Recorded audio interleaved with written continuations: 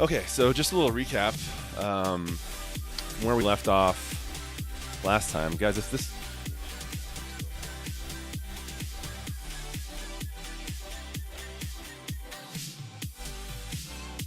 Check the audio.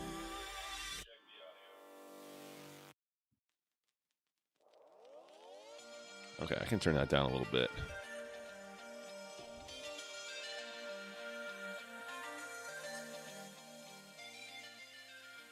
There we go. I got my audio a little bit different. I got my kid with me today. Check the audio again.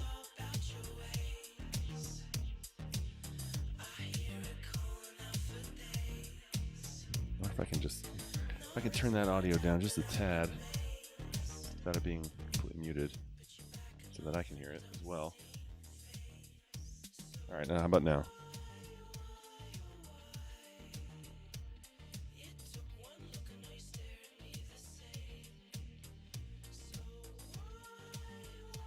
Doesn't seem to be getting any quieter. That's okay. All right, here we go. So where we left off last time was we started with basically learning the basics. So Twitch 101 basically gave us like a chance to see what... Oh, did I not look at this one? Well, I went through everything. I just want to make sure they're all checked off.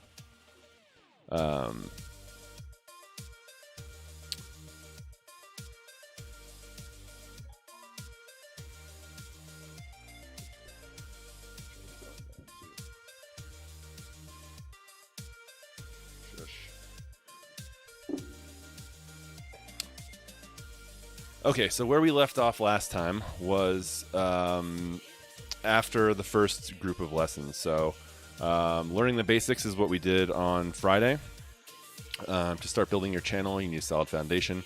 This is where we'll cover the basics from setting up your channel page to some do's and don'ts straight from successful partners. Everything you need to get started is here. So that's what we did last week. Basically went over what software to use, how to kind of like use achievements. The achievements that Twitch kind of defines to track your progress as far as like growth and things that you should be doing to kind of like achieve growth. That's what you're looking for. Twitch etiquette, which kind of went over like how to interact with other streamers and your chat in very, very basic terms. Just basically kind of like be a cool person. And then community guidelines was just basically the terms of service and basic community guidelines. So there wasn't a whole lot there. As far as content goes, it was just links to some of that information. So where we're going to go today is level up. So this is the second of 4 categories that we're going to go through. And basically it's got 5 subsections here: personal branding, emotes, channel analytics, extensions, and social media strategy. So I'm going to get my notebook out here because it's always good, guys. You might think you remember it, but you've got so many other things going on with how you want to improve your stream. Ideas you get from everybody else can sometimes be hard. So I like to keep a notebook with me and just jot down stream ideas. So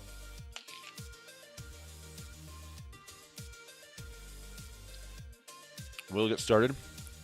Part 2 of our Twitch Creator Camp walkthrough. Level up. Your channel page is up and running, and you're feeling comfortable on cam. So what comes next? Learn how to build your brand on social media, leverage stats about your stream, and make the most of emotes, badges, and extensions.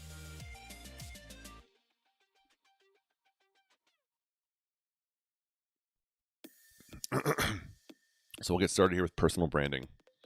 It's time to establish your brand and find your niche. This can be a tricky step, but also one of the most exciting.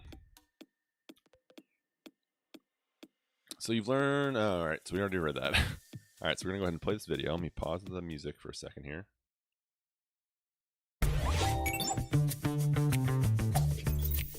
Funky music. For me personally, I have a very competitive and educational aspect to my stream. Whenever I'm playing a game, I get really into it. I try to get the best I can. Oh, got him! And I also try to help my audience get better at whatever game it is that I'm playing. What I do is I create characters and play them within the virtual world in games. I mainly play combat strategy games because I really relish the challenge of trying to outsmart and outplay other people, or learn a lesson when they outsmart or outplay me. Having my community by my side really is a great collective gaming experience because we can learn and grow together. I am the first weightlifting motivational talk show talking about the fundamentals of building muscle and burning fat and encouraging people to become a healthier, stronger version of you. No other stream at that time was doing weightlifting and doing motivation and doing Q&A for the entire stream. The best thing about role-playing and my thing is that I can change it depending on the characters. I'm never just one set character. I distinguish my channel from other content creators that play the same games that I play by mixing in military history, military strategy, gaming psychology, and cheeky British humour. I also have a segment on my stream where I draw it on a chalkboard and it helps me illustrate the tactics and strategies I use in the games that I play. If you want to have a distinct brand or be first to market, you got to be that guy that people come to and say, dang, why didn't I think of that? At the end of the day, there's always going to be people who are really good at whatever it is that you're really good at too. The way to make yourself unique is to apply your own personal touch to whatever it is that you are doing.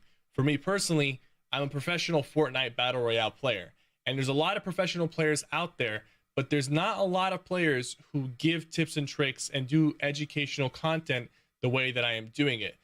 Changing categories is tough. I normally do the weightlifting motivational talk show, but if I ever venture out and play some games, the audience is going to dip for sure. Now, don't get too discouraged by this, but do be patient and try to find a happy medium of experimenting for other games to see if there's something where you're going to enjoy and your audience will enjoy it too. But it's definitely going to be choppy waters for a bit when you do this experiment, when you kind of venture out from your normal brand, your normal product. The way I have done things is I only switch categories, or I only switch to games that I am truly passionate about. Maybe I'll play something off stream, or maybe I'll try it once or twice on stream. And if I feel like I truly am in love with a game, it won't matter to me how my viewership is affected, because if you truly are into and you are passionate about a specific game or genre, you will grow. If you apply your strengths into your content, you will grow your channel. I knew that if I put my time and put my hours into this game that I was passionate about, the viewership and the community would grow on its own. And that's what happened.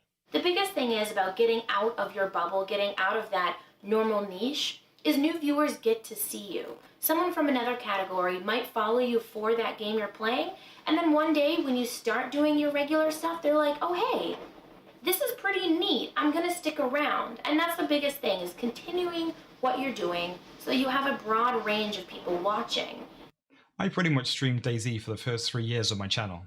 Although my game choices did vary slightly, I didn't really go beyond the survival shooter genre. When I did start to branch out, I noticed that my viewership was lower than usual, but the atmosphere and spirit of my channel was exactly the same. So I tried a new approach. I found that introducing new games towards the end of a DayZ stream helped my community give it more of a chance. If you don't know what your thing is, if you don't know what your brand is, read some marketing books and get inspired. Don't just keep grinding away 40 hours a week, doing the exact same thing, hoping that you're just going to figure it out, hoping that you're just going to grow. No, take a step back, rethink your strategy, rethink your brand. It's okay to change things if you have to.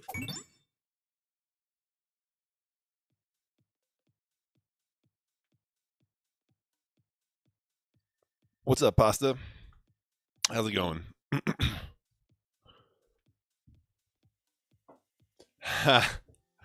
Yeah, it was I got lots of happy text messages from my Rockies faithful. Why is this not playing?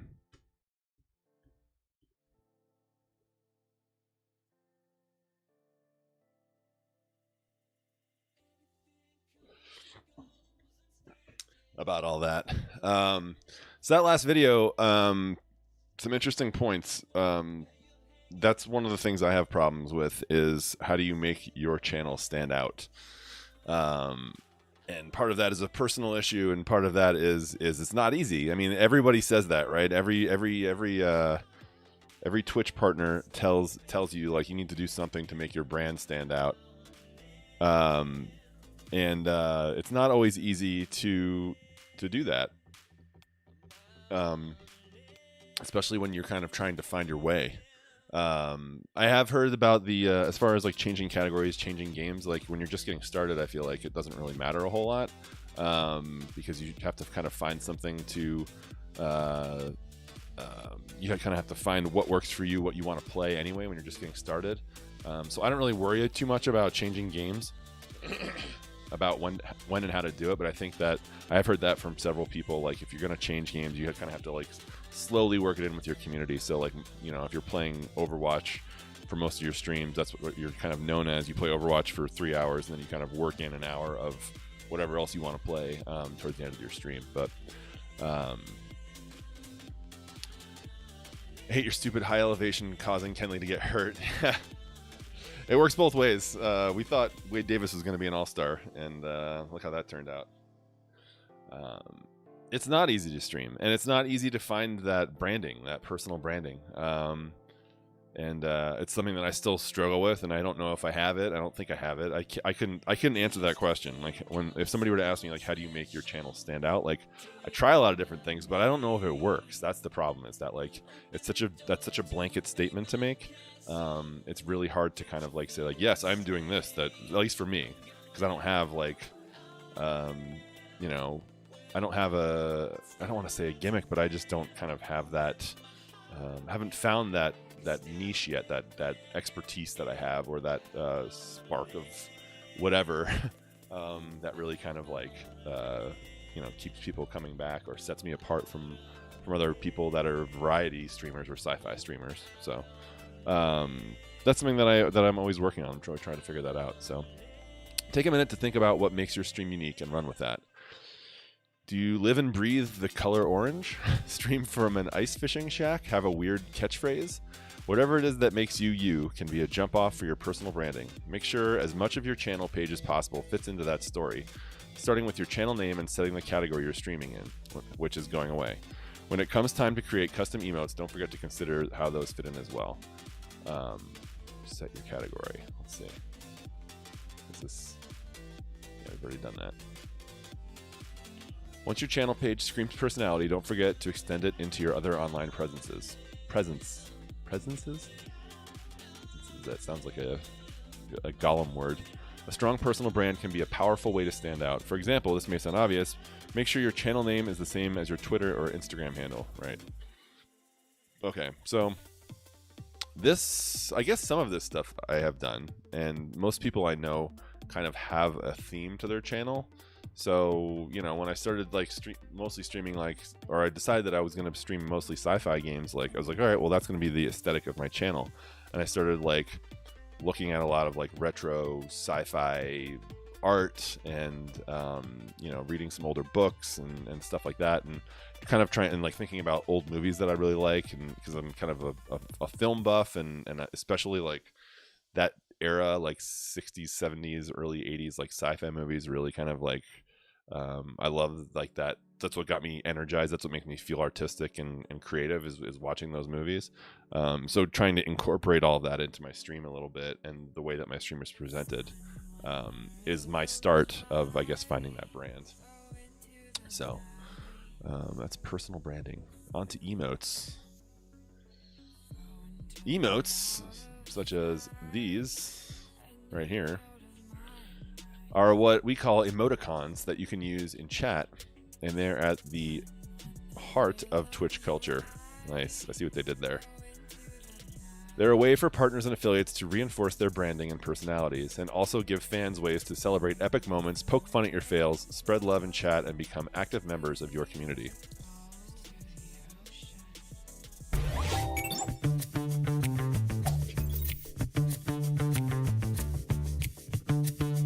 Emotes.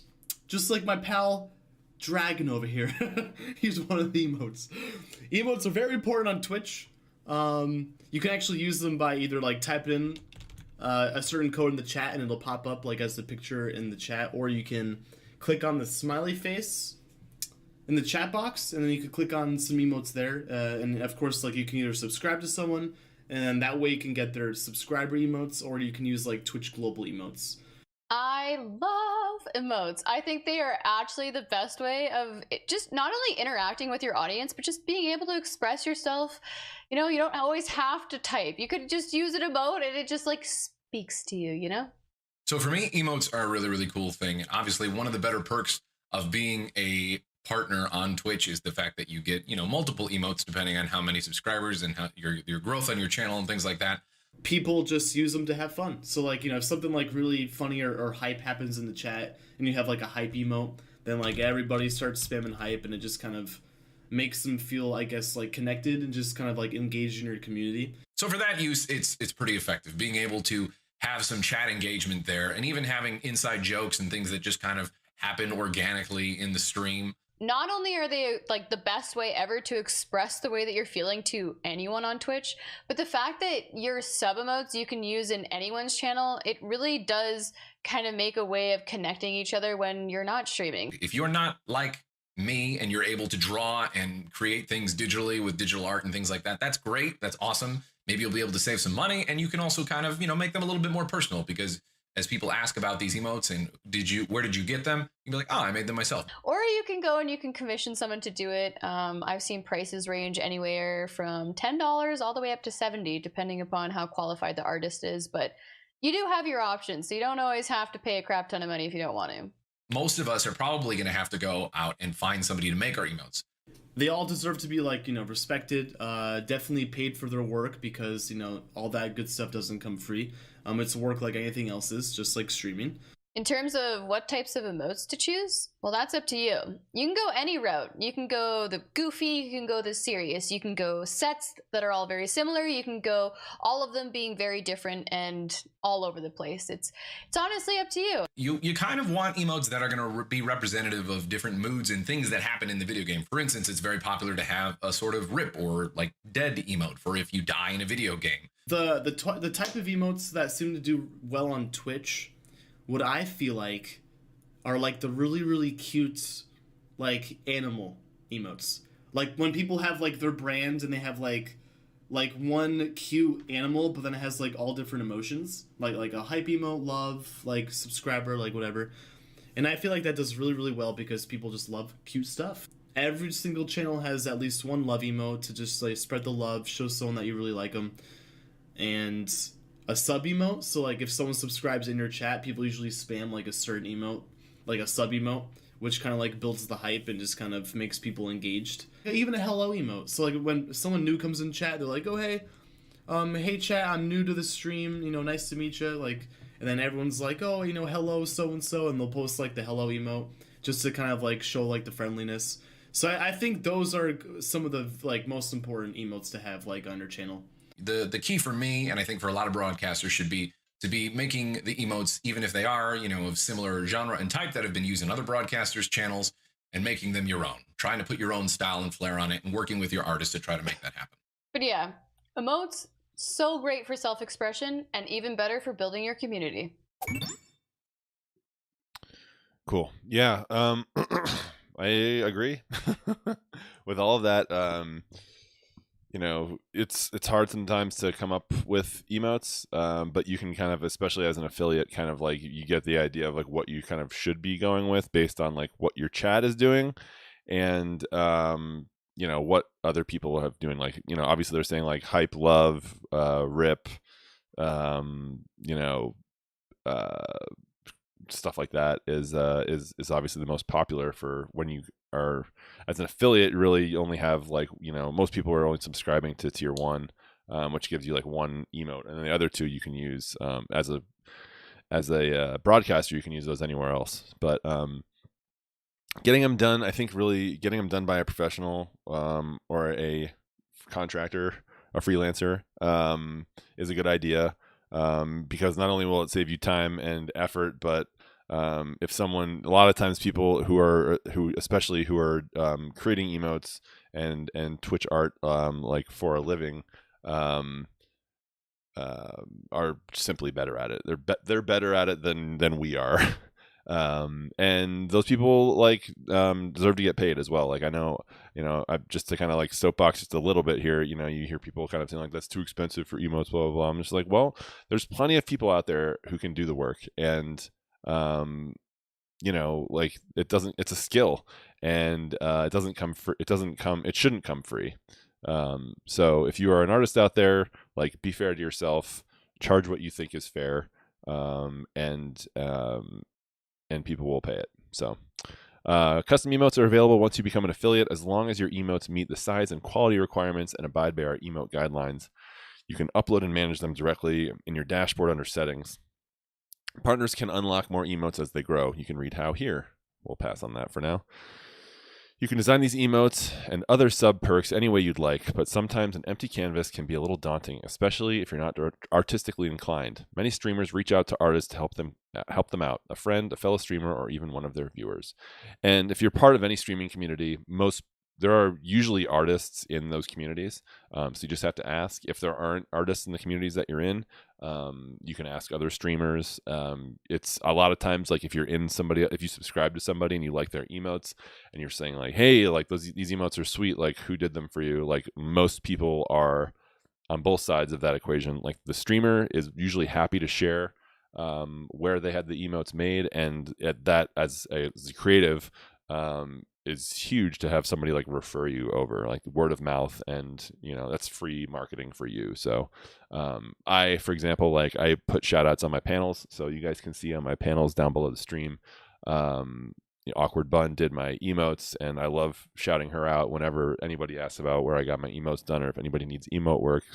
And then Mad Ravager did my sub badges, which again are awesome, and I was super happy with the work that he did there too. So anytime somebody asks me if they need banners or panel artwork or emotes or sub badges, I'm always kind of like referring people to those two artists. So all right, let's see, what is this? Manage your emotes. Okay, so this is we don't need to do that because we've already done all that. But all right, next, channel analytics. With great amounts of data comes a whole lot of ways to interpret it. Here's how a few partners use channel analytics to grow their channel. This is good. I'm going to be super interested to hear what they have to say about this. So here we go.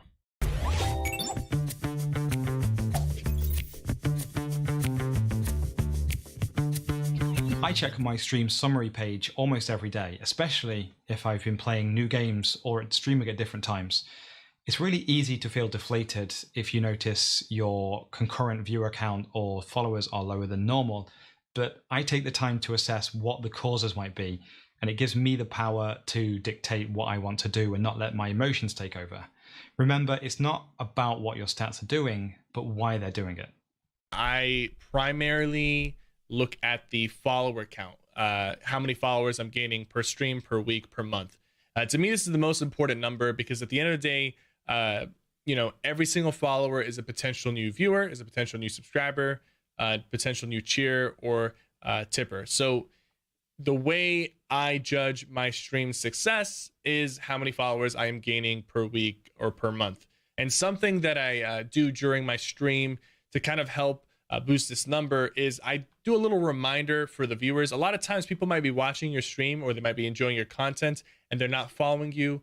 I will usually look at my data after every stream. I'll check my CCUs and my concurrent viewership after every single stream. And then once in a while, like once a month, I will look at the big picture stats of, am I trending up or trending down? I look at the channel analytics page a little less often than I look at my stream summary page. While the stream summary helps me understand my day-to-day, the channel analytics can help me understand a trend over a week, a month, or even longer. I look at my stats almost every single day. That's not necessarily, a requirement. At least once a week, you should look and see how you're doing. I think most streamers probably check their stats every day, but a weekly check is very important so that you know what's working and what's not. A lot of times I'm going to have a strategy for the month or for the next few months where I will try to improve something on the stream. And so I kind of look at my stats and see, is that really working or not, and reevaluate my strategies. I keep spreadsheets that track my minutes watched, unique viewers, and video plays. This is the sort of stuff that potential sponsors might want to know about your channel. So having that information helps you understand the value of your channel. One strategy I had to reevaluate was my collab streams. I was looking at my data and looking at my stats to see if this strategy was working, but the stats showed it really wasn't. I thought it was fun. I thought my viewers would enjoy it more, but I could tell it was just something that had to go. One thing I noticed on my analytics is back when I used to stream 10 hours a day. After a while, I noticed that my peak viewership was creeping earlier and earlier each day. And after 8 p.m, I'd never really see more than 70% of my original peak. So I simply stopped streaming past 8 p.m. I started my stream 2 hours earlier, and I worked on building up more growth before my peak time. So not only did I save 2 hours a day and I was less tired, I also ended up with more consistent growth. So looking at your stats and also looking at the timing of where you get your most following can help you maybe change your schedule around to, boost your stream faster. One other note about stats is don't obsess over it. It's useful to look at it, it's useful to gauge if your strategies or your content is working. If it's working for growth, that's great. But sometimes there are things outside of your control that will impact your stats, things that you may not realize, such as that maybe there was a big tournament or some new game was released and you're not streaming it. And so viewership is down.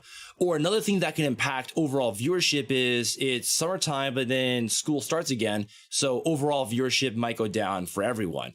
The important part is stats can be very helpful, but just don't obsess over it. All good points. I think that it can be come on, there we go. It can be a little bit daunting sometimes to look at all those numbers, especially if you've downloaded your stats from your dashboard here. Let's take a look. So you can go into your stats here. I don't want to look too closely at mine, but you can go into export data, and then it'll basically download a CSV for you, which you can import into a spreadsheet program. And there's a lot of stuff in there. There's a lot of data in there, and not all of it's useful. I keep I keep pretty close. I've been kind of compiling those numbers into a larger spreadsheet and kind of tracking that data. I don't really know what's important to me yet, but I want to have it all there so I can filter it down when I'm like, okay, I'm going to focus. Here's what's turning out to be the most important metric for me as a streamer. I don't pay a ton of attention to my numbers on a daily basis. I mean, sure, I look at my stream summary after I stream. Streamlabs sends me an email sometimes with my numbers after I stream, and I glance at that. And those things don't even match up, so I don't even know what's accurate. But it's good to kind of especially if you're kind of like doing it as there's like hobbyist, enthusiast. I was listening to a podcast that they were talking about hobbyist, enthusiast, and professional. Those are like the three spectrums of Twitch streamers that they were kind of lumping people into. And I'm kind of past the hobbyist part. So I'm not just doing it for fun. I'm kind of like, seeing where this could lead. I'm not obviously pursuing it full time. And that's, again, like kind of, there's a little bit of a disconnect there with some of the stuff these people are saying about like, well, just rearrange your day. It's like, well, I don't have a lot of, as a dad, as a small business owner, and streaming when I, as kind of, one step up from a hobby, I don't have a lot of wiggle room in my schedule to be like, oh, I'll just move my schedule to 11 a.m., because that's like right in the middle of my day.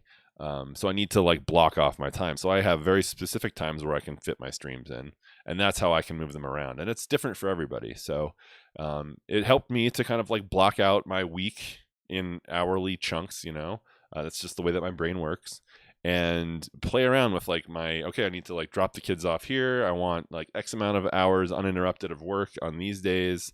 And then I want to stream for like 2 or 3 hours at a time. Like, where can I fit that in? And kind of like shuffling all those pieces around to get like my windows of time. And then from there, then I check my numbers. I do that for a month at a time. I check my numbers and I say like, okay, well, I was getting more viewers here, or this was easier for my schedule. I could stream a little bit longer, or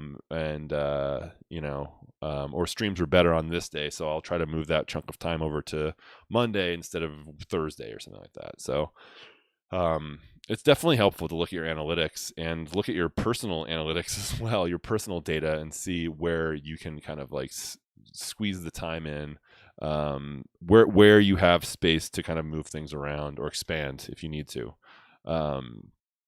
So that's just my personal experience, but definitely take advantage of the analytics. If you guys have any thoughts on that as well, like there are many different ways to look at data. So I'm always interested to hear how other people kind of like view that kind of stuff. So how to gauge success, again, is another personal issue. Like the one guy there was talking about how he judges it based on follower count, which is like, that's pretty simple. It's an easy, you look at it every day when you go to your Twitch channel. So that's an easy way to kind of like, you hear a lot of people saying like, don't focus on follower count, but that's how he judges the success of his channel. Like, how many followers is he getting every stream or every week or every month or whatever. So everybody kind of has their, I don't know how to gauge my success yet. I'm gauging it based on the kind of everything. And then, I haven't even been doing it 6 months yet. So when we get to the 6 month, 12 month, and I can start looking back into the past and saying like, oh, well, last year in this month, I did these numbers, like, we'll be able to kind of see like what improvements, have been made or can be made on top of what I'm already doing. So, okay, so understanding your audience is a key to growing it. You must know thyself first, but learning who your audience is and what their motivations are is a close second. Luckily, you can access a whole bunch of data and channel analytics on your dashboard. If you haven't poked around your dashboard yet, go do it right now. Well, wait, I just did. Pretty cool, right? With all sorts of useful info. You should get used to checking out your dashboard regularly. You'll find data on when your viewer count peaks or when chat is most engaged. Determine what types of content perform best on your channel, and even see where your viewers are coming from. You can also track your achievements progress and earnings info. Seriously, the dashboard is your new best friend. There's a lot to love about the dashboard, but let's quickly break down into 3 highlights. Channel analytics is where you can see where your revenue comes from, how many subscribers you have, and other key information you need to grow your channel. Plus, with info about top streams and clips, you can see whether your audience shares your top plays or your best fails the most. Stream summary shows your information about your past streams. This includes stream performance stats, top clips, top traffic sources, achievement progress, streaming tips, and more. Achievements are milestones that encourage you to learn streaming best practices and interact with your community. Following these milestones will give you a clear roadmap to grow toward and apply for affiliate or partnership status. So we'll click on each one of these and look at them in a second here.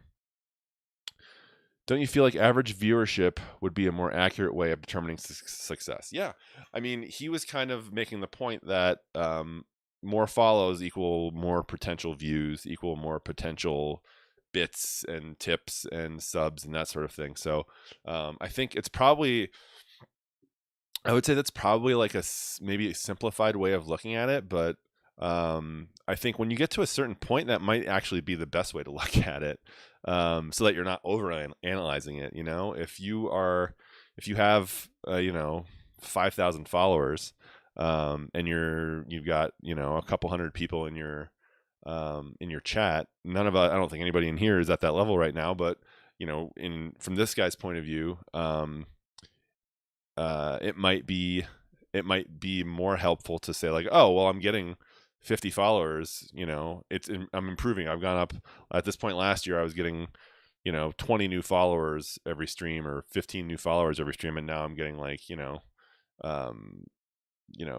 25 or 35. I don't know what the numbers are. I'm just pulling these out of the air, but I don't know. Yeah, that's kind of just how I guess it depends on like what you determine, how you define success on your stream. And right now I'm just looking for the graph to be going up a little bit on every metric, you know what I mean? Like kind of like overall growth. I think is kind of like the easiest way to kind of like look at all those numbers. I'm the goals I'm setting for myself. Again, I've said this many times. The goals I set for myself are ones that I have full control over. So, or relatively full control over. Let's not like make the assumption that we're all in total control of our own lives. But like, I want to stream, 3 times a week, and I want to stream for 2 or 3 hours a day when I do stream. So those are my goals, and those are things that I can hit. And if I, I can hit those goals, and if I do, and I have been doing that, like I have seen like my general numbers kind of like go up. Like my average viewership is up a little bit every month, even if it's just like percentage points, it's still going in the right direction. My like follows, my total follow counts are going up like slowly but surely. It's like, okay, like these are all like good things. I haven't really done any kind of like stunty type things yet to try to really like, hit a peak anywhere since I kind of started streaming in March. So Pearl, what's going on, man? How are you doing today, bud? It sounded like you may have had problems with your stream today. Why is Spotify not working anymore? Hey guys, hey. Thanks for the 5 bits, man. Play. Are you not playing? It's just really quiet. All right, so if you guys have not looked at channel analytics, we'll look at mine real quick. Here's your views, your average view count, your revenue. You got your subby counts. You got your what were my streams? All the list of I feel like this screen is changing all the time. Where my views come from, and let's see, we got Gibbo as my big sexy raid guy. Top clips, which games categories do my viewers like to watch? Interesting. This is new. I haven't seen this before. Warframe, Fortnite, Monster Hunter, Elder Scrolls, IRL, and other. Oh, that's cool. I stream a lot of other, so that's good. My stream is freaking out, but it should be back for baseball later today. Cool. I was getting frustrated with online games. I use Slobs, Ichiban. I like the educational stream. Thank you. Yeah, this is fun. I'm having a good time going through this stuff. And it's good to have some feedback from you guys in chat, too, who are fellow streamers. As far as like what you think about some of the stuff that's being presented here. I don't know how many people have gone through this yet, but stream summary. So this is again kind of like a breakdown of your last stream. So this is my current stream, and it gives you like the little Pearl with the 15 bits, 129. That's a weird number. All the bits. Thanks, man. So this kind of gives you a breakdown of like your stream. This is my current stream. If you have any like clips, your top clips will show up here, or highlights if people clip stuff. Shows where your views come on an individual stream basis and how close you are to these achievements. And then achievements is here. And again, this is like, you don't get anything for hitting these achievements. It's kind of like a roadmap that Twitch presents to you. And it orders them in order of like how close you are to each one. So if you scroll down to the bottom, you can see the ones you've already completed. And I guess like what they kind of want you to do is go through like the blank ones first, right? And then level 1, level 2, level 3. So even though I still have like some level 1 stuff to go through here. Reach 250,000 hours watched on your total on your channel. That's a lot. So yeah, that's all kind of good stuff. This is like good stuff to kind of like, if you're like, what should I do next? What should I focus on? This might be a decent place to kind of like start and say like, oh, all right, I want to reach like 10 average viewers for 30 days. Like that would be pretty awesome.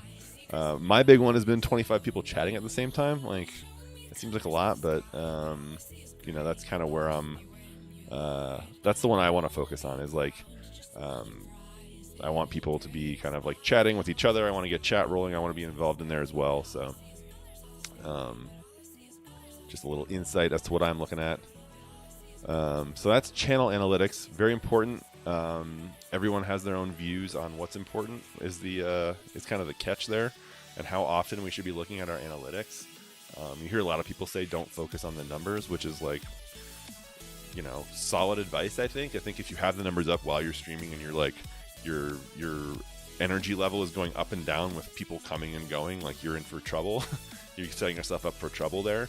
But I think like combining the analytics review with the goals that you set for yourself really can kind of be a productive combination of numbers.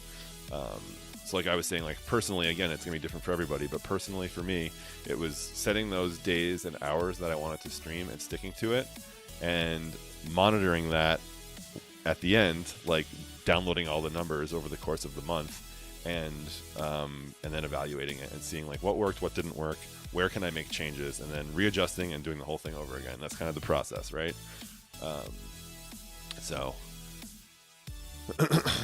All right, next on to extensions, which I don't use a whole lot. So let's see. Oh, T-Rex! To keep an audience, let's see. Scheduling has always been an issue of mine. This past week, just things kept... Yeah, and I think, like, in general, right? Like, it's not... Even if you're doing it full-time, it's not your job. You don't have a boss. Like, that's the great thing about, like, being self-employed. And it's a constant trade-off. I can tell you that, like, me streaming right now, I'm not doing like my business work, which is a trade-off. Like I have to make that trade-off. And it's the same thing with streaming, where it's like sometimes you just can't do it. Like you've got real world stuff going on, like your car breaks down, or you've got like overtime you got to do at work, or your kid is homesick, like like whatever the case may be. Like it's still important to kind of like I'm not saying to like, ignore all of that stuff just so that you can stream, because that's obviously not healthy, and it's not going to be good for you in the long run. You'll learn to resent streaming. But it is important to kind of like set that goal for yourself.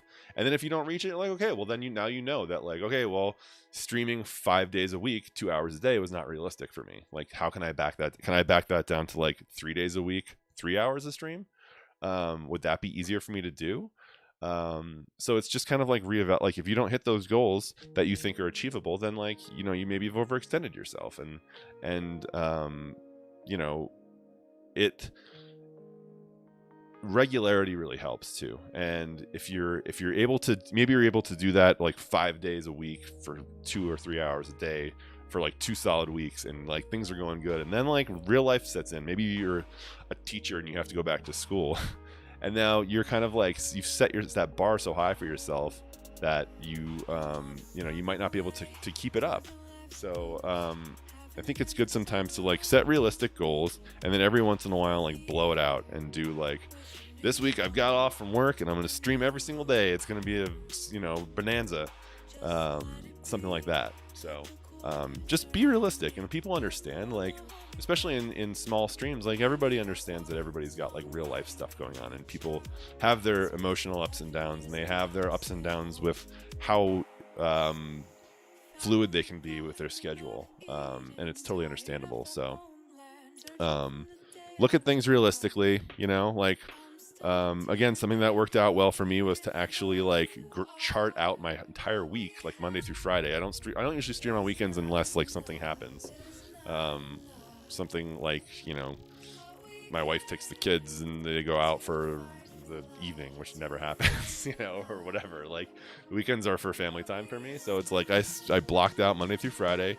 Here's the time I have to leave in the morning to like drop the kids off at school, and here's when I have to pick them up, and here are the times I have to work, and you can kind of like shuffle things around that way. So you can't just always reach for it. You can't, and it's not. You're gonna burn yourself out if you try to sprint. It's not a sprint. It's a marathon. So you gotta just kind of like pace yourself and take your time and just set those realistic goals, and and don't expect for your numbers to just like skyrocket just because don't always expect your numbers to skyrocket because you're putting more time in either. That doesn't always work. Sometimes consistency is better than like large amounts of time in a very short, in a very small window. So, again, just my 2 cents, guys. But I think, like, from a mental point of view, it's easy to get burnt out on Twitch. I get burnt out even just listening to people sometimes about how much they stream. It's just like, oh man, like, I feel like, why are you doing that? For some people, like, it works, but I think for a lot of people, that kind of mentality really is, like, unhealthy as well, and sets the bar, like, way too high for people. Yeah, Ninja. A lot of people. I mean, there's a lot of people that I know, like, even people who are way smaller than Ninja, who just, like, I'm just like streaming too much. And it doesn't, when you're just getting started, I don't think it helps your numbers anyway, if that's what you're concerned with. So, all right, extensions. I might need some advice here on the extensions, because I don't use any really, except for, what do I have at the bottom of my panel? I've got the leaderboard. That's about it.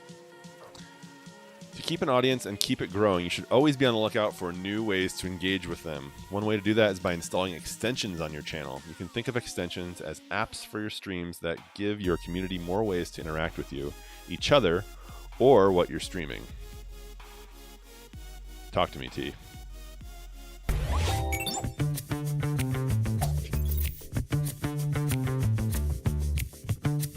So for me personally, I use a few extensions on my channel right now. I have the equipment extension. It's the main one I use, so people can, like, look up what kind of different equipment I have on my stream, and then they can purchase themselves. They want to use it themselves.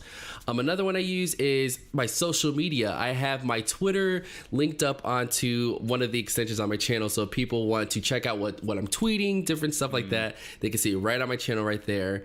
Another one that I do use on often when we have our Scarathon events is there's a schedule, so people can see, like, what casters are coming up next on the event, and see all that kind of stuff. But for extensions, those are the 3 that I mainly use. So I play a game on Twitch called Destiny. Never heard of it. If you don't know what it is, it's a game developed by Bungie, and it has a lot of gear in it. And people ask all the time, T-Rex, what are you wearing? T-Rex, what's that helmet? T-Rex, what's that gun? And it's just all the time, tons and tons of questions.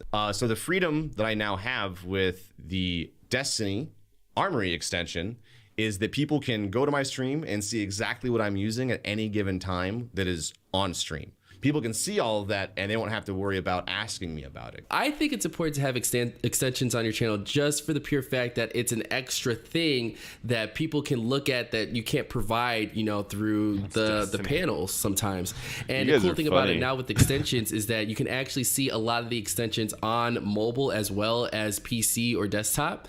And it just expands your channel in content in more ways than just like what has been just there in the past. So I suggest going through the extensions library and seeing what's out there for you, what will be great for your community, what will be great for your brand, and what can expand it so people know where to find you or what kind of things you use or more about you in general. So I'm really excited to see where extensions go. There's a whole bunch more right now that are more about interactivity with the stream, with bits, with voting, with like little games. So it's a lot more interactive with the actual physical screen in front of them on Twitch. So it's not only, interactive with you, with chat and what they're watching, but they can even click on screen and do a whole bunch of other stuff. So I'm really excited to see what Twitch has in store with more extensions. And I hope they're just as cool as the Destiny one. Yeah, I don't know. Like, what do you guys think about having your Twitter feed on your Twitch channel? I don't know about all that. My extension never really worked. Yeah, I don't know. I mean, I guess it's helpful to kind of go through the equipment one. I should definitely put up there because I have had some people ask about what mic do you use? It's a $20 mic. Ichiban, thanks for the 15 poggers. Thanks for the 15 bits. Appreciate that. I tried Spotify when I had problems connecting all the time. Yeah, that's the other thing is I don't know, and I guess you just got to experiment with it, right? And maybe we'll do that. We'll have a the next learning stream will have an extensions testing stream or something like that, and see how they look. Because I don't know if like the interactive ones, some of them, like if people want to pick something or like play a game or whatever, like how do I see that if I'm not watching my stream, like through Twitch, where if there's like an overlay? I don't know. So I have to do some more experimenting with that kind of stuff. But it is kind of like, how often do people actually use that stuff? You look like a successful businessman. Yes. Well, it's all about the pop filter. I look like I'm a sideline reporter or something like that with this like ancient pop filter over the top of it. So that's probably why I'm not using extensions, and I don't know a lot of people, and I probably would use them more if like more people had them on their channels, right? So I am challenging all of you out there to find the weirdest extension you can find and put it on your channel, and then tell me about it, so I can go play around with it and see what it does, and then maybe add it to my channel as well, and I'll do the same thing. We should have like an extension challenge or something like that, where everybody has to go grab a different extension and use it and see, and then we can all kind of like test them out together and see like what works and what's cool and what's not. Because I don't know a lot of people that use them, and other than like the Destiny one, which is the dead game. So yeah, I don't know. The equipment one I definitely should do. Twitter ? Destiny Armory. I will probably reauthorize that one in September when we start playing a little bit more Destiny. But other than that, I need to do some more experimenting and some more research on which ones might work for my channel. So again, if you guys know of any that are good, that you recommend, that you've seen other people's channels. Even ones that you may not have on your own channel, but that you've seen other people use on their channels, like sound off in chat, or or hit me up on Twitter or something like that, and let me know, because I'm always interested in seeing like what people think is cool as a viewer. Extensions are interactive overlays and panels that integrate directly with your stream and can do pretty much anything. There are extensions that display leaderboards, create polls, show your loadouts, and match history, take song requests, on what? You need to update some of this, because you can't take time requests on Spotify anymore. And even some that let your viewers play mini games if you step away from your stream for a minute. That would be fun too, because I do AFK every once in a while. So let's try AFK mini games.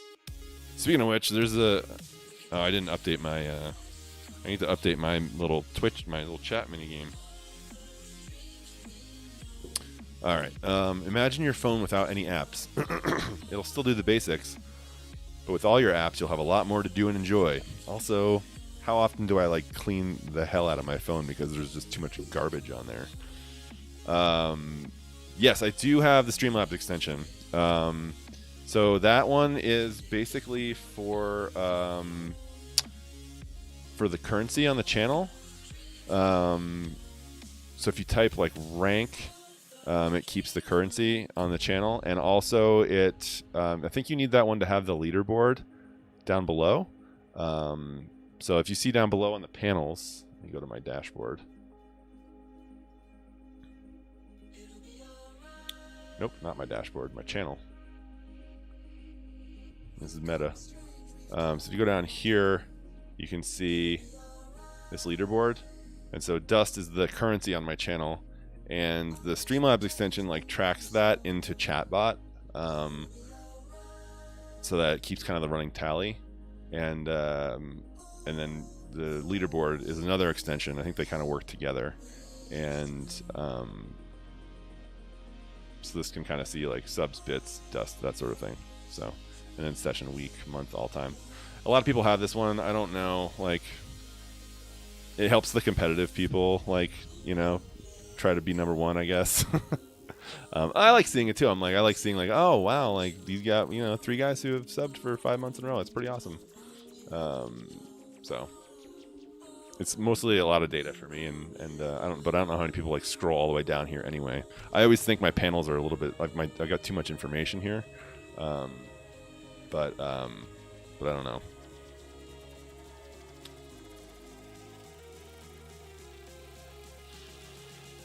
All right. Oh, it looks different on the mobile app. Okay. Yeah, you have to like scroll over to. So the mini games. Let's see. Hold on. Let me go back to my channel real quick. See if I can even see it here. So this thing. Can I even look at it? Streamlabs bits. All in one bot. A few details.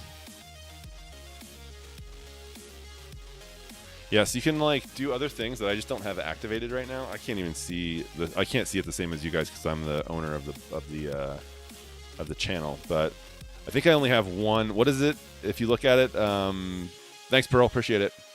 It's like 15,000 dust or something like that, and you get like something. I don't know. I'm working on like a special gift for people who get to that level. But you can have the extension like for 1,000 dust. You can I'll follow you on Twitter, or people can redeem things on your channel. So you know, for 1,000 dust I'll follow you on Twitter. For 10,000 dust I'll auto host you on Twitch. That sort of thing. I don't have any of that stuff set up because I don't know, I'm not huge into like having people pay you know, spend their time with me and then cash it out to, you know, to have me kind of like follow them on certain platforms. But I'm about like merching people up and giving people stuff, so that's kind of where I'm setting the bar for that, for my channel at least. So all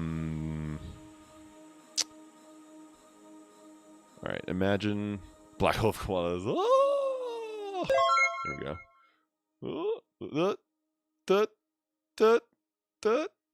10 bits, just 10 bits. Is this, am I gonna just keep?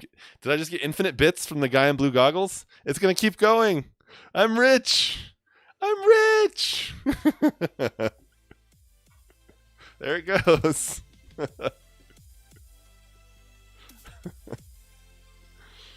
That's funny. All right. Thanks for those 10 bits, guy in blue goggles. Appreciate it. Thanks for stopping by as well. Thanks for chiming in with the questions. I'm not a I'm not a pro at this, so I'm really kind of enjoying going through this process with people in chat and talking about things that may or may not work for people who are the same size as me, or you know, the next step up. So when you install extensions on your channel, your audience will have a lot more to enjoy as well, and we mean a whole lot. You can use up to 6 total extensions at any given time. 3 video extensions, 1 full screen overlay, and that's what worries me too. I don't know, like, how would that like play with my like OBS overlay, and 2 component extensions, and 3 panel extensions. I don't know what component extensions are. You can see which extensions are available and install them directly from the extension manager on your dashboard. Go ahead, we'll be here when you're done. Okay, so here are a few of the most popular types of extensions to help you get started. Schedules and countdowns, which I used for a little while, and then I couldn't keep up with it because my schedule kept changing. So I prefer to do it live, basically on Twitter now. Twitter and Instagram, I post my schedule on Sundays because it tends to change so often that I couldn't keep it updated. And also, like, I found with the schedule one, like, if you have, like, at least for me, I'm streaming Wednesday night at 9 p.m., right? If something comes up and I'm like, oh, shoot, like, I'm going to have to cancel, or it's going to be later, it's so much easier to just, like, tweet it out, like, hey, I'm going to be a little late today, guys, rather than kind of, like, put it on my panel, because I feel like people aren't like, what time did he say he was going to stream again? I'm going to go to his Twitch channel and check his panel. I don't know. It's just not the way that I tend to, like, communicate with my audience. But I know a lot of people do use the stream countdown. Social media feeds, Twitter. What is Usher? Extensions for games. Show off your in-game stats, builds, and match history in real time, so your viewers no longer have to ask you in chat, hey, what items are you using? There are extensions for over 50 games. These are cool. Like, the Destiny one is really cool. I had it up for a little while when I was streaming a lot of Destiny. It gives you basically, like, your whole loadout. And like T-Rex was saying, so that you don't have to keep talking about it. But let's take a look real quick and see what other extensions are available. Getting started with extensions. Reaction GIFs. But can I see this stuff? Twitch AFK Arcade. What's this? Twitch AFK Arcade provides a growing selection of free mini games and activities designed by game makers to entertain and engage your viewers while you are away from keyboard, offline, or wherever you choose. Whenever you choose. Keep people viewing while you take your much-needed break. Interesting. I wonder what you get. Let's see. A growing selection of minigames. Configure AFK Arcade entirely from inside the extension with streamer-only controls. Move the icon to where you like it. Viewers can play activities while you're online, offline, or AFK. Alright. So it's just like minigames people can play. Excuse me, guys. Alright, so yeah, maybe we'll spend some time, not right now, but in a future stream, going through some of this stuff and playing around and seeing what is cool and what's worthless. All right, on to social media strategy. Your great streams deserve a great audience. Luckily, we've come a long way since the printing press, and there are a lot of tools at your disposal to spread the word about your schedule. But if you want to print flyers, totally go for it. I printed business cards, actually. I think I showed these off last week. So these are the cards that I printed up. I have yet to hand these out to anybody. I'm going to put some in a special care package that I need to send out this week to a certain special sub. But I got my Koalabot flying through space. I got my Koalabot regular. And I've got my... not only am I here, but I don't have a meeting for like 40 minutes. I can hang out for a bit. Amazing, Mitt. Welcome. And then I've got my basic contact info, my name, and on the back it says, find me on Twitch, Twitter, and Insta at StellarKoala. Again, free marketing plug, shameless. I just put a couple of those in my wallet at all times. Let's make sure you're using all your available options. Insert your go-to social media here to make sure your community knows what you're up to. The guy in blue goggles, thank you so much for the follow. Thank you for being here as well. I appreciate your input on all of this stuff. Welcome to the mothership, my friend. It's always a good idea to share when you're going live. Talk to your community while you're away from keyboard, AFK, and share memorable Twitch clips and past streams. Twitch partners have some great tips and tricks for working social media into your regular routine to help grow your community. So I know a lot of people are kind of like, it's social media with streamers. I follow as many of my friends on Twitch in as many different places as I can, and it's so like hit and miss as far as like how effective people are on social media. So let's see what some of these people have to say about social media and Twitch. And I'm gonna mute the mic real quick so I can cough.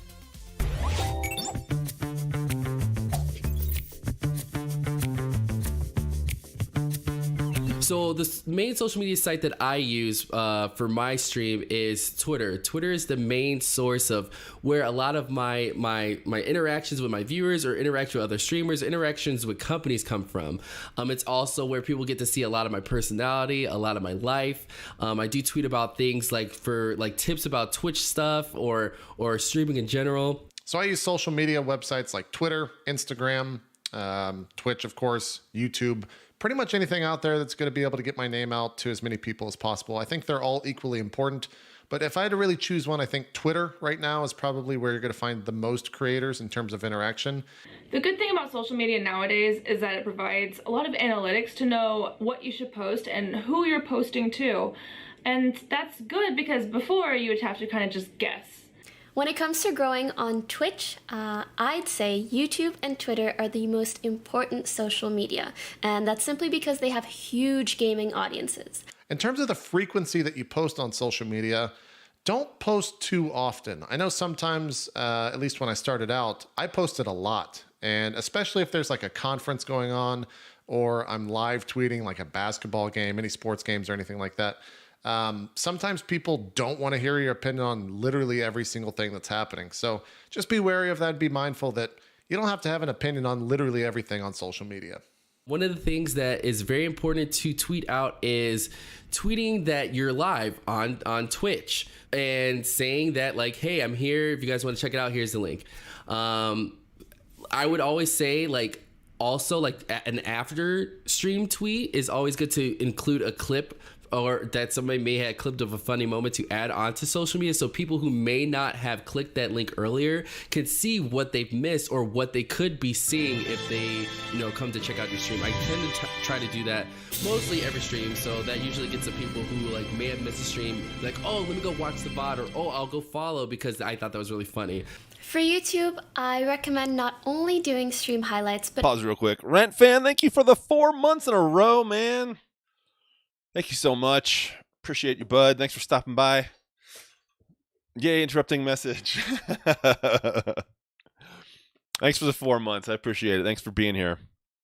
We're doing some learning today. But thanks for coming by. And thanks for that. Specific content only for YouTube. That could relate to you, like a Q&A or a vlog or anything else that you think your viewers might be interested in seeing. Or it could relate to a broader topic that you think people are interested in, like a guide on how to get better at the game that you enjoy playing, or your favorite league champ, or whatever it is. Social media has allowed me to really expand in several different areas. There's been times where my stream has felt like it was kind of at a lull, where it was just slow and it wasn't really growing much, and I had the same amount of viewers and all that, but it just wasn't really growing. And that's when I realized that some of my social media still was growing and it still was expanding, and I was growing my audience, and then as certain areas of that kept growing, that's when my stream would also see a benefit and keep growing as well. I've definitely seen a huge impact on my stream via my efforts on different social media because, viewers will actually tell you in your chat. They'll say, I found you through your Instagram or through your YouTube videos or this collab or that. And it really motivates me to just keep doing what I'm doing. And hopefully you can take advantage of the same tools that I have. One of the other important things with social media is you need to be a little bit careful with what you say, because sometimes if you say something on Twitter, for example, it can pop up on your stream the next day. So be mindful that people will be visiting and experiencing kind of you as a content creator in both places, and you're going to be linked in those places. So if you don't want something in one place and then in the other right away, just be careful what you're going to say. And really just realize how big the internet is and how we have so many tools and ways to reach people that enjoy the same things as us and bring them to our Twitch streams. Okay, so yeah, social media important. It is kind of always surprising to me how many people, will say. There are some people like that I follow on Twitter who will be like, I'm going live, and they don't post their link to their Twitch or Mixer or whatever, and I'm just like, well, why? So just be mindful of that. Like what I have done is I have a little notepad file that I set up for my Twitter, and it's all formatted already. I just kind of have to change the go live message, and I can show you here. So this is my little cheat sheet that I've got here, where I've got like little reminders to myself, like don't tag more than 3 people, don't put more than 5 hashtags. And this is basically like I can just copy and paste this right here, copy and paste it into Twitter. I change, obviously like the main message. Occasionally I'll put like the game in there. I put my hashtags. I kind of separate everything else out. This is mostly like the way that, again, my brain works. I like to have everything kind of like structured. Some people will say that it's a little bit too neat looking and it's not like natural enough or whatever, but that's the way I do it. I've also got like often mentioned people down here. I've got emojis that I like to use down here. Notepad++, yes sir.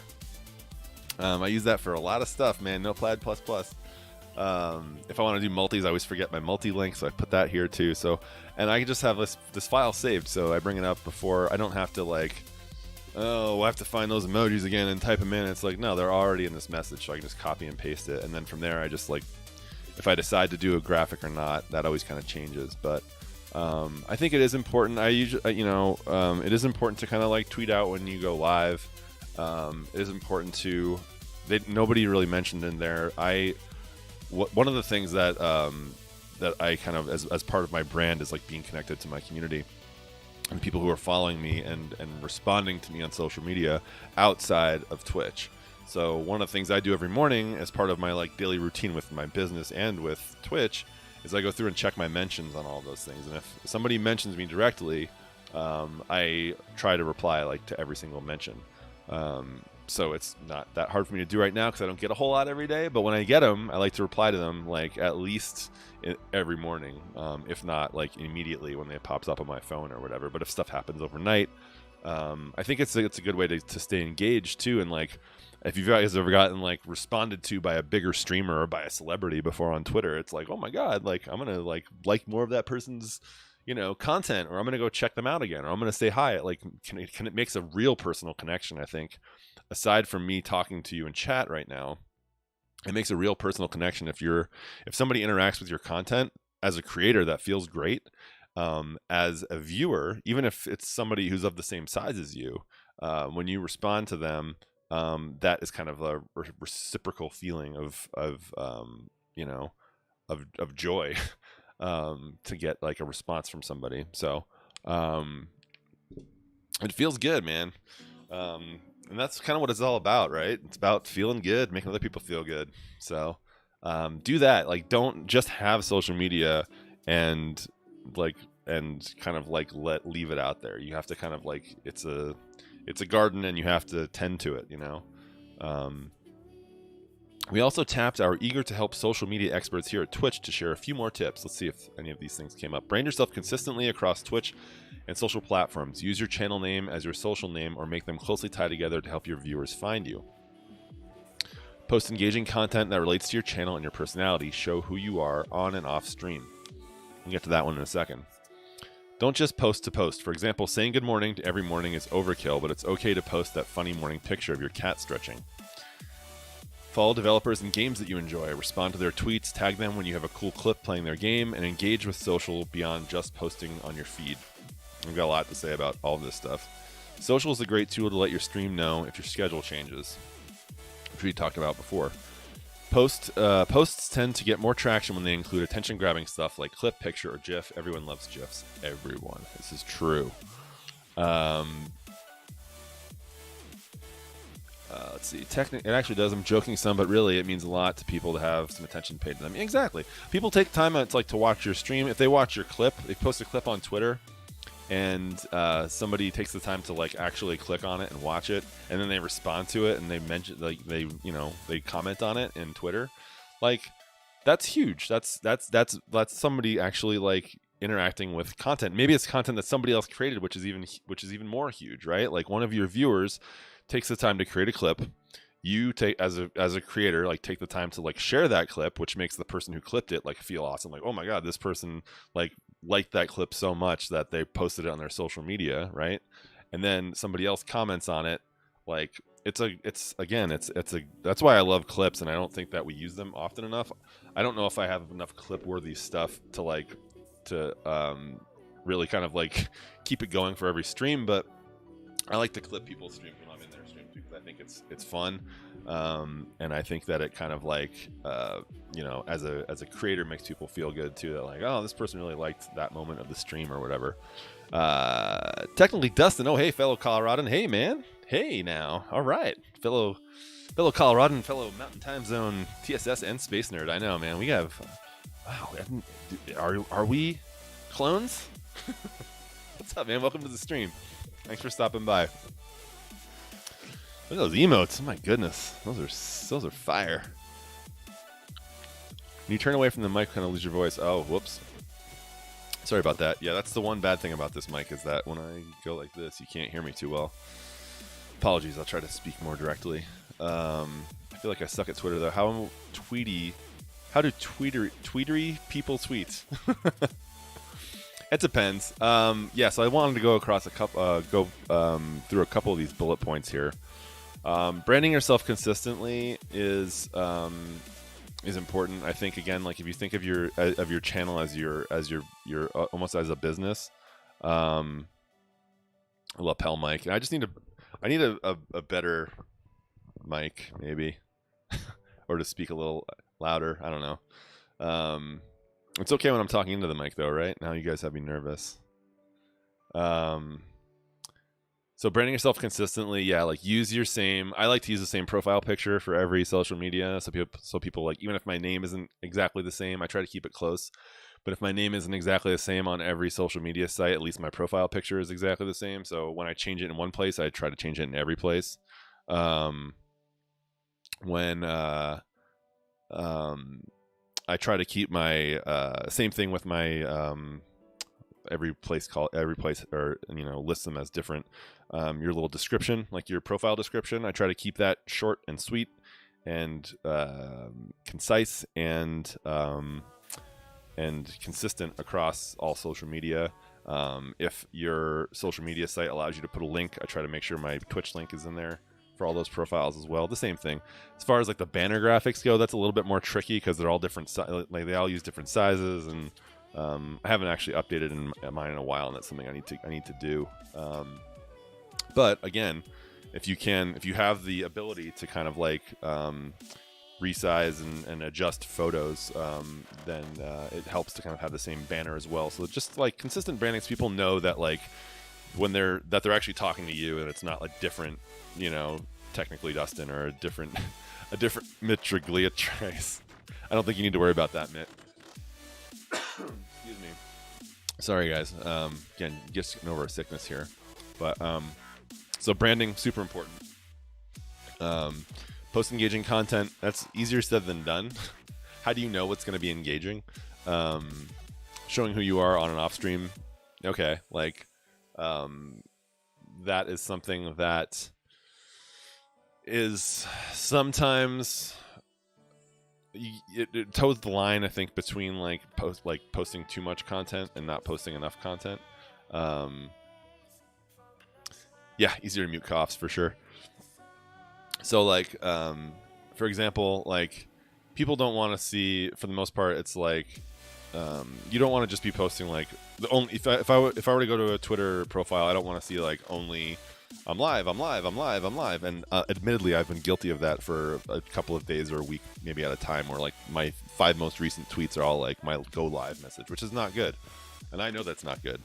But at the same time, it's hard to like sometimes come up with content. It's hard to engage people. Like sometimes you just don't have the spark to say like, oh, I was thinking about like this today or whatever. Or sometimes it's like, and this is like a, dangerous topic. I'm not going to get too in the weeds on it, but like it's an easy one to say like politics, right? Everyone has their own politics. Sometimes that can be a defining issue for a person. And I'm not talking about like just their party affiliation, but like causes or issues that they feel strongly about can actually like be kind of formative to that person's personality and who they are, and maybe even why you like watching them as a streamer.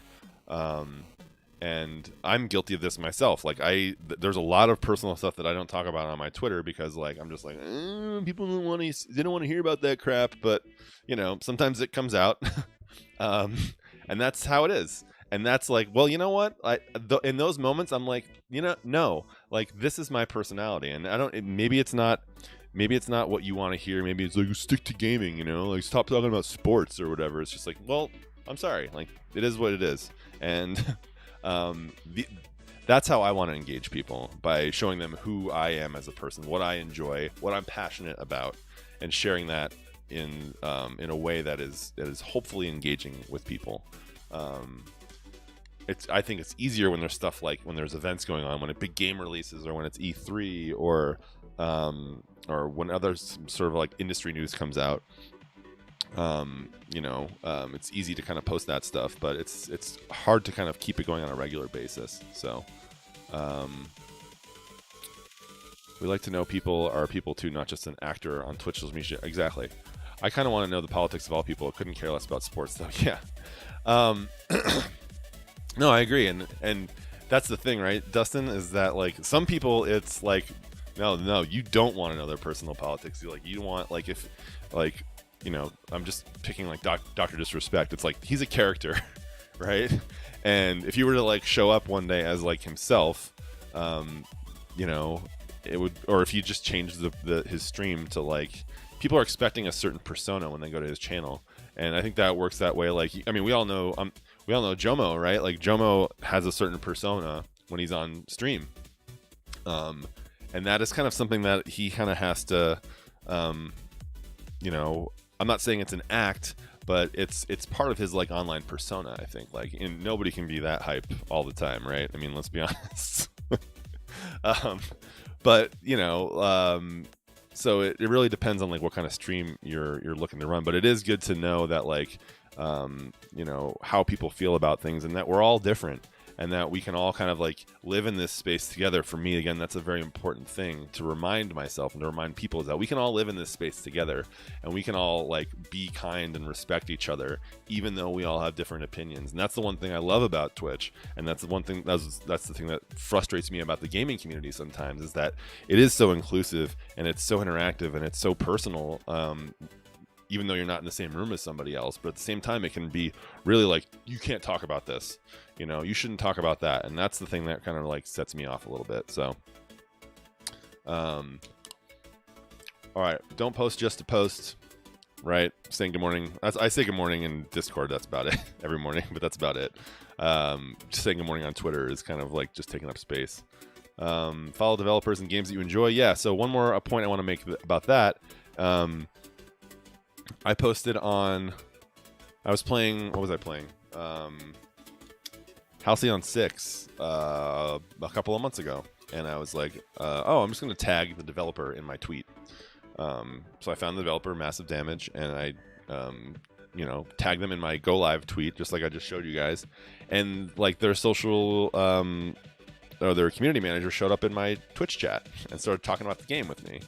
And they started following me on Twitter, and they retweeted my tweets when I went live with the game. It was like so cool, and I was just like, oh man, that like total. I was just like, I'm gonna try it and see what happens, and it, you know, it totally worked. Like I got on their radar, and I was able to talk to them about the game, and they were able to like kind of help me through some issues, and we were able to kind of like laugh about like some of the silly characters in the game and stuff like that. And you know, they're coming out with a new game in next year, and they're looking for streamers and ambassadors and content creators to kind of like do some work on either QAing the game, which I also have like professional experience with, or like getting, you know, eyes on it early to kind of like, you know, show it off a little bit on stream. So I'm going to apply with them because they were great. It was nice of them to stop by. They were super friendly, and it was, you know, one of those things that was just like, let people know that you like their content, you know, and for them it's like free marketing, so it doesn't really hurt. It doesn't really hurt them to engage. And a lot of companies have people in their organizations specifically who their whole job is for outreach, for social media, for streamers. Like they know that Twitch can sometimes make or break their game. They know that you know, people want to see stuff before it comes out, and if they don't have the bandwidth or the capital to kind of like, you know, do a stream on their own, like they can rely on the streaming community to do it for them. So definitely, like I wouldn't say like spam, like I'm not tagging Bungie when I'm playing Destiny, because Destiny's like saturated. But if you're playing a indie game, you know, it doesn't help to say like to either, you know, mention them when you're going live, like maybe they'll show up in your stream, or you know, tweet at them afterwards and say like, hey, you know, at Massive Damage Games, like I had a great time playing, you know, Halcyon 6 today, like here's my favorite character, or you know, looking forward to your next release or something like that. So use those social media avenues, because a lot of gaming companies definitely know that like or they want to be involved that way. It makes them look good when they're involved with their community. So yeah, and if you're posting on Twitter, I would say like definitely like I try to post an image or a GIF with every Go Live tweet that I post, but I know that like they tend to get higher Twitter grades when you have some media attached to it rather than just the link. So all right, so that's social media strategy. A lot of stuff there. That could be an entire lesson. And this is something that I'm really interested in as well, from a business point of view, from, you know, what works on social media, what doesn't work. And I'm always kind of like constantly tweaking and playing around with that as well. Rent Fan, it's a party. 20 bits. Thank you for the 20 bits. I cheated a total of 620. My goodness. Yes, 3 times. I was just talking about that. I'm gonna apply with them for their latest game. I think it was on their in their Discord. I think they pinned it, or either that or their social media manager. Oh, you can watch ads to get bits for sure, man. Yeah.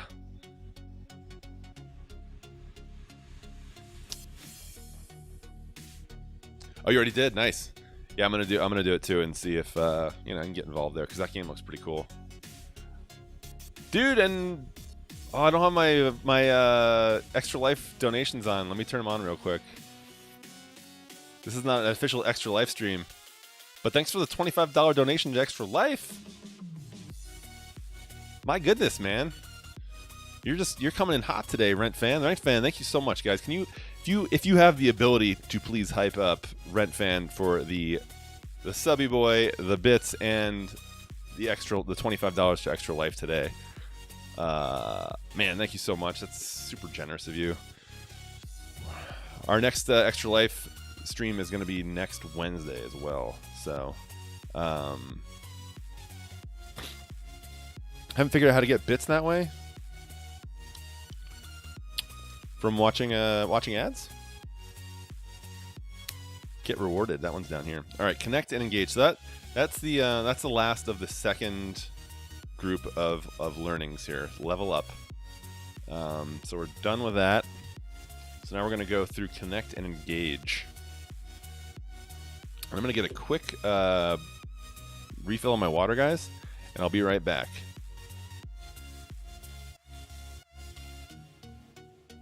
AFK screen.